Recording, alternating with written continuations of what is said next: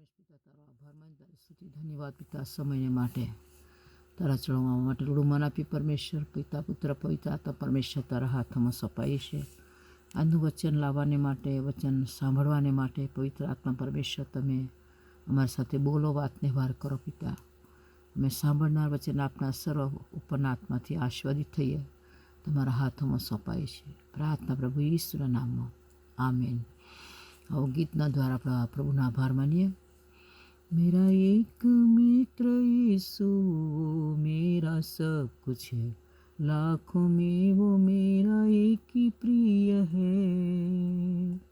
वो सारोन का गुलाब है और भोर का तारा है, लाखों में वो मेरा एक ही प्रिय है.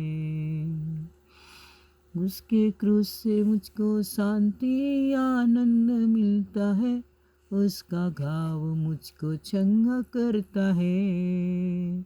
वो सारोन का गुलाब है और भोर का तारा है, लाखों में वो मेरा एक ही मित्र है. मेरा सारा बोझ उठाया मुझे चंगा कर दिया, पाँव को मेरे स्थिर किया है. जब अकेला था भटकता और सबने छोड़ दिया, यीशु प्यारा मेरा मित्र बन गया. उसके क्रूस से मुझको शांति आनंद मिलता है, उसका घाव मुझको चंगा करता है. वो सारोन का गुलाब है और भोर का तारा है, लाखों में वो मेरा एक ही प्रिय है. मैं जीवन भर उसी की महिमा करूँगा, हाथ उठा के उसकी स्तुति करूँगा. यीशु के लिए जीऊँगा और उसमें मरूँगा, अब से मात्र मेरी एक ही आशा है. उसके क्रूस से मुझको शांति आनंद मिलता है, उसका घाव मुझको चंगा करता है. वो सारोन का गुलाब है और भोर का तारा है, लाखों में वो मेरा एक ही प्रिय है. मेरा एक मित्र यीशु वो मेरा सब कुछ है, लाखों में वो मेरा एक ही प्रिय है. वो सारोन का गुलाब है और भोर का तारा है, लाखों में वो मेरा एक ही प्रिय है. लाखों में वो मेरा एक ही प्रिय है. આવો પ્યારો આપણે પ્રભુ વચન આપણે લઈશું. એક મિત્ર કોને કહે છે? મિત્રનો પ્રેમ બહુ અદ્ભુત પ્રેમ હોય છે. ભલાઓ, પતિ પત્નીનો પ્રેમ, કુટુંબ, બાળકો, ભાઈ બહેનોનો પ્રેમ, એના કરતાં મિત્રોનો પ્રેમ બહુ અદ્ભુત પ્રેમ હોય છે. એટલા આપણે મિત્ર વિશે આપણે થોડું આજે વચન લઈશું. યુહાનની સુવાર્તા અને 15મો અધ્યાય, અને આપણે એની 12 અને 13 કલમ 14 કલમ સુધી વાંચીશું. મારી આજ્ઞાઓ એ છે કે જેમ મેં તમારા પર પ્રેમ રાખ્યો તેમ તમે એકબીજા પર પ્રેમ રાખો. પોતાના મિત્રોને સારું જીવ આપવો તે કરતાં મોટો પ્રેમ કોઈનો નથી. જે આજ્ઞાઓ હું તમને આપું છું તે જો તમે પાળો તો તમે મારા મિત્ર છો. હવેથી હું તમને દાસ કહેતો નથી, કેમ કે પોતાનો શેઠ જે કરે છે તે દાસ જાણતો નથી, પણ મેં તમને મિત્રો કહ્યા છે, કેમ કે જે વાતો મેં મારા બાપ પાસે સાંભળી છે તે બધી મેં તમને જણાવી છે. Praise the lord. મિત્રની વાત કરે છે કે તમે જો મારી આજ્ઞાઓ પાળો છો. લખ્યું છે 13મી કલમમાં, 14મી કલમમાં કે જે આજ્ઞાઓ હું તમને આપું છું જો તમે પાળો તો તમે મારા મિત્રો છો. અને પ્રભુ કે મેં તમને મિત્રો કહ્યા છે. જે શેઠ કહે છે દાસ જાણતો નથી, પણ કે મેં તમને મિત્રો કહ્યા છે. હાલેલુયા. અને મારી આજ્ઞા હોય છે કે જેમ મેં તમારા પર પ્રેમ રાખ્યો તેમ એકબીજા પર તમે પ્રેમ રાખો. પ્રભુને પ્રેમ કરીએ એ મિત્રતા છે વાલાઓ. હાલેલુયા. અને એની આગળ આપણે જોઈશું યાકૂબને પણ કહે છે ને ઇબ્રાહિમ. યાકૂબ પહેલો ઇબ્રાહિમ હતો, એટલે ઇબ્રાહિમ વિશે પહેલાં જોઈશું યાકૂબના પત્રમાં. અને અમારે લખવામાં આવ્યું છે આગળ 2 અધ્યાયમાં 23મી કલમ, એટલે આ લેખ ખરો ઠર્યો કે જેમ કહેલું છે કે ઇબ્રાહિમ દેવ પર વિશ્વાસ કર્યો અને તે તેને સારો ન્યાયપણા તરીકે ગણવામાં આવ્યો અને તેને દેવનો મિત્ર કહેવામાં આવ્યો. આપણે ઉત્પત્તિ 18 પણ કહે છે કે શું હું મારા મિત્રથી, મતલબ ઇબ્રાહિમથી કંઈ સંતાડું. મિત્રતા હતી એટલા માટે 18મા અધ્યાયમાં આપણે ઉત્પત્તિ 18માં જોઈએ છીએ. એમાં પણ આપણે વચન વાંચી લઈએ, પછી આપણે આગળ થોડુંક વાત કરીએ. Praise the Lord, hallelujah. એ લખ્યું છે કે યહોવાએ કહ્યું કે જે હું કરું છું તે શું ઇબ્રાહિમથી સંતાડું? કેમ સંતાડ ના કહ્યું? સદોમ ગોમોરનો જે નાશ થવાનો હતો તેની વાત કરે છે. 3 દૂતોના રૂપમાં, માણસોના રૂપમાં જ્યારે આવ્યા હતા પિતા, પુત્ર, પવિત્ર આત્મા, અને કહે છે હું જે કંઈક કરું તે શું ઇબ્રાહિમથી સંતાડું? કેમ કે ઇબ્રાહિમને મિત્રો કહેવામાં આવ્યો હતો, મિત્ર કહ્યો હતો. જેમ યાકૂબના પત્રમાં આપણે વાંચ્યું 2 અને કલમ આપણે વાંચી, હાલેલુયા, 2જો અધ્યાય અને કલમ છે આપણે 23મી કલમ વાંચી કે દેવનો મિત્ર કહેવામાં આવ્યો. કોને? ઇબ્રાહિમને. કેમ કે ઇબ્રાહિમ બહુ આજ્ઞાકીત માણસ હતો. પહેલી આજ્ઞા પાડીએ છીએ અને એને પ્રેમ કરે છે અને એના પર વિશ્વાસ. ઇબ્રાહિમનો શું હતું? આજ્ઞાકીત હતો, પરમેશ્વર પર બહુ પ્રેમ કરનારો હતો અને વિશ્વાસુ પણ એટલો હતો. એટલે એને મિત્ર કે ન્યાયપણાના અર્થે ગણાયો. એટલે ન્યાયપણ મતલબ શું? અંતકળનો વિશ્વાસ પણ આપણે રાખવાની જરૂર છે. પછી આગળ વાંચીએ, યશાયા વાંચીશું. એમાં યશાયા પણ જો લખવામાં આવ્યું છે. Praise the Lord, hallelujah. યશાયા વાંચી લઈએ. પણ હે મારા સેવક ઇઝરાયલ, મારા મિત્ર. ઇઝરાયલને પણ, ઇઝરાયલ મતલબ યાકૂબને કહે છે. ઇબ્રાહિમના સંતાન મારા પસંદ કરેલા યાકૂબ. જોયું? યાકૂબને પણ એ મિત્ર કહીને પ્રભુ ત્યાં ઉચ્ચારે છે, મિત્ર કહે છે. હાલેલુયા. યશાયા 41મો અધ્યાય અને એની કલમ છે 8મી કલમ. Praise the lord. પછી આપણે નીતિવચનમાં એક વાંચીશું વચન. નીતિવચનમાં પણ આપણે શું જણાવે છે? હાલેલુયા.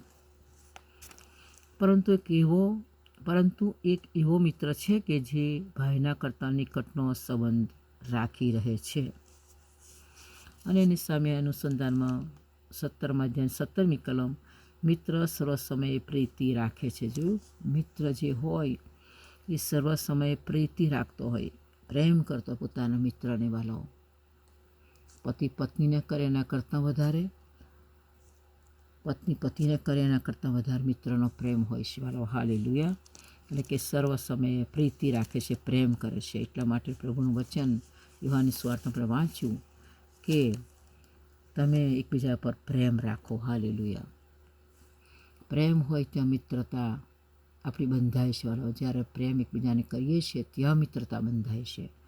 અને મિત્રથી પછી કશું છાનું રાખવામાં આવતું નથી. જેમ લુકની સુવાર્તામાં એક મિત્ર કહે છે કે એની પાસે રોટલી લેવા કોઈ મહેમાન આવે તો કે રોટલી લેવા આપ. તમે વાંચો તો 11મા અધ્યાયમાં લખ્યું છે, લોકો 11માં લખે છે મિત્ર હતો એટલે એને છોકરા કે મારા છોકરા શું ગયો ના કીધું, એણે મારા છોકરાને સુવડાવું છું.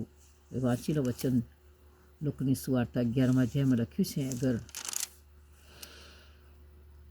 કે તેણે તેઓને કહ્યું કે તમારા મને કોઈને મિત્ર હોય અને મધરાતે તે તેની પાસે જઈને તેને એવું કહે કે મિત્ર મને 3 રોટલી ઈચ્છીને આપ, કેમ કે મારો એક મિત્ર મુસાફરી તે મારે ત્યાં આવ્યો છે, તેને આગળ પીરસવાનું મારી પાસે કંઈ નથી. તો શું તે માહિતી ઉત્તર આપતા એમ કહેશે કે મને તસ્તી ન દે?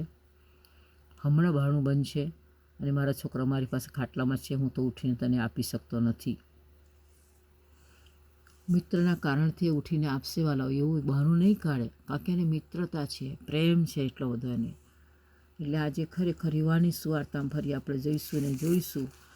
યુહાની સુવાર્તામાં કહે છે કે જે મિત્ર છે, હાલેલુયા, પ્રભુના મિત્ર બનીશું આપણે તો ખરેખર પ્રભુને આપણે પ્રેમ કરીશું વાલાઓ, અને પ્રભુની આજ્ઞાઓ પાડીશું. એટલા માટે લખ્યું છે કે યુહાન 15:14મો અધ્યાય 15મી કલમ, જો તમે મારા પર પ્રેમ રાખો છો તો મારી આજ્ઞાઓ પાળશો.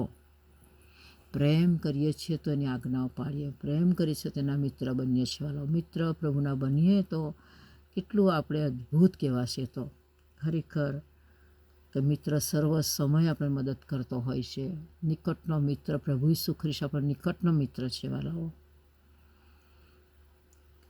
અને જે કંઈ સેટ કે કરે છે તે દાસ નથી કહેતો, પણ મિત્રો કયા છે આપણને. પ્રભુએ દાસો નથી કહ્યા આપણને, મિત્રો કયા છે. એટલા માટે જે કંઈ કરે છે તે આપણને એ કે છે એ વાતો મેં મારા બાપ પાસે સાંભળી હતી, તે બધી મેં તમને જણાવી. એટલા માટે પ્રભુએ આપણે બધું જણાવી દીધું. મિત્ર પ્રભુ બનીને આવ્યો તમારા મારા માટે. હાલેલુયા. દેવના પુત્ર તરીકે ઈસુ આવ્યો, પણ મિત્ર બન્યો આપણો. અને જે મિત્ર બનાવે છે પ્રભુને, એને ખરેખર વાલાઓ પ્રભુ બહુ જ આશીર્વાદિત કરે છે.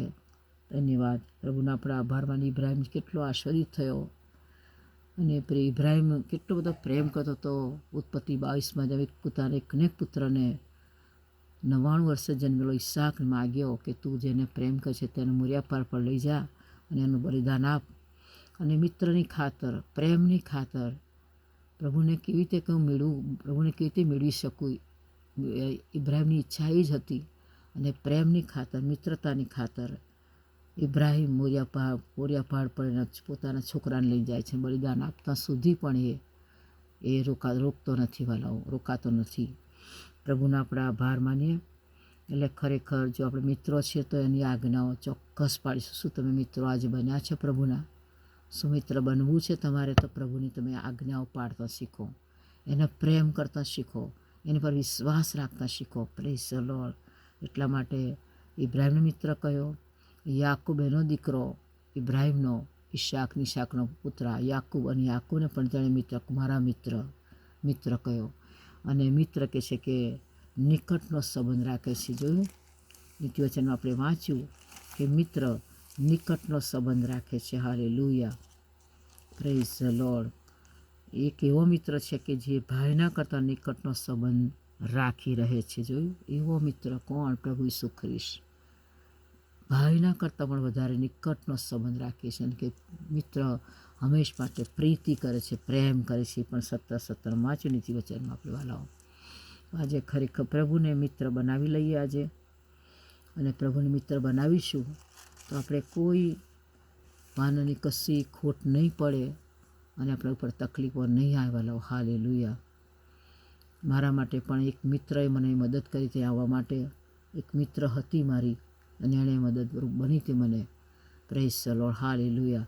એટલે મિત્ર હોય એ તો જ આપણે એકબીજાને મદદ કરી શકીએ છીએ અને પ્રેમ કરી શકીએ. એટલે માટે પ્રભુને મિત્ર બનાવવાનો છે. દુનિયાના મિત્રો તો ચલો છોડીને ચાલ્યા પણ જશે. બધા મિત્રો કે કરીએ છીએ એ પણ વચન લખ્યું છે. તો વધારે મિત્રો હોય તો પણ આપણને તકલીફ આપે છે, પણ અહીં દુનિયાના મિત્રો આપણે ધોકો દેશે. પણ પ્રભુને મિત્ર બનાવીશું, કદી પ્રભુ આપણને ધોકો નહીં આપે, કદી આપણી સાથે ગદ્દારી નહીં કરે. પ્રભુ આપણી સાથે કદી ન્યાય નહીં કરે વાલાઓ. પક્ષી કદી નહીં કરે પ્રભુ, કેમ કે પ્રભુ આપણો મિત્ર છે. તો આજે પ્રભુને ખરેખર મિત્ર બનાવીએ, પ્રભુને પ્રેમ કરનારા બનીએ, પ્રભુ પર પૂરો વિશ્વાસ કરીએ, અને એની સાથે મિત્રતા આપણે જાળવી રાખીશું. તો ખરેખર આપણે પ્રભુના રાજ્યમાં એક દિવસ જવાનું છે. અને ત્યાં મિત્ર તરીકે, પ્રભુના સંતાન તરીકે આપણે એક પુલ્લિંગમાં, એક મતલબ જ્યાં સ્ત્રીલિંગ કશું નહીં હોય ત્યાં પુલ્લિંગ, એના રાજ્યમાં સ્ત્રી પુરુષ કશું નથી. પુરુષની અંદર બધા જ હશે વાલાઓ. આપણે એટલે માટે કે ઈસુ જેવા થઈશું. ક્યારે ઈસુ જેવા બનીએ. Praise the lord. તો આજે પ્રભુને આપણે મિત્ર બનાવીએ, અને પ્રભુને પ્રેમ કરીએ, અને પ્રભુ પર પૂરેપૂરો વિશ્વાસ કરીએ. પતિ પત્ની પર વિશ્વાસ નથી કરતી, પત્ની પતિ પર વિશ્વાસ નથી કરતો, પણ મિત્ર પર વધારે વિશ્વાસ કરે છે. આજે પ્રભુ ઈસુને બધા સગાથી વધારે ઇમ્પોર્ટન્ટ સગું, વાલું મારું સગું કોણ? પ્રભુ ઈસુ ખ્રિસ્ત. એ જ આપણો મિત્ર છે વાલાઓ. અને મિત્ર સર્વ સમયે આપણી સાથે રહેશે અને આપણે મદદ કરશે. તો આજે પ્રભુનું વચન પ્રમાણે પ્રભુને મિત્ર બનાવીએ, અને પ્રભુની પાછળ પૂરા પ્રેમથી, વિશ્વાસથી ચાલનારા બનીએ. આ વચન દ્વારા પ્રભુ તમને સર્વને આશીર્વાદ આપો. God bless you. મારા નાથા.